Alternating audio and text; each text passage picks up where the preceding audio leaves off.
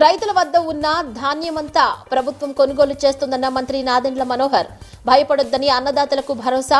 గత ఏడాది కంటే 36% కొనుగోళ్లు పెరిగాయని వ్యాఖ్య.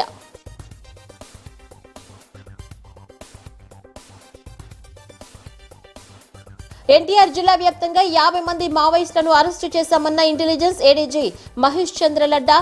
మార్చి 31 నాటికి మావోయిస్టులను పూర్తిగా నిర్మూలిస్తామని ధీమా.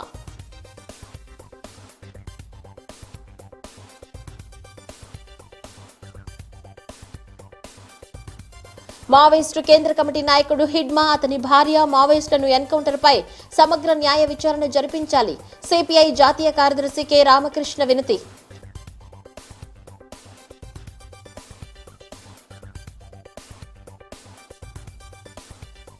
కొనసాగుతున్న జాతీయ గ్రంథాలయ వారోత్సవాలు. విద్యార్థి దశ నుంచే పుస్తక పఠనాన్ని అలవర్చుకోవాలన్న NTR health varsity registrar doctor Vemireddy Radhika Reddy.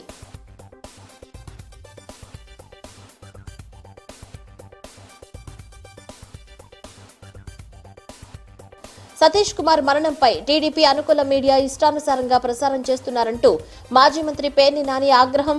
2 ఏళ్లుగా రాష్ట్రంలో చంద్రబాబు ఆటవిక పాలన కొనసాగుతుందని ధ్వజం.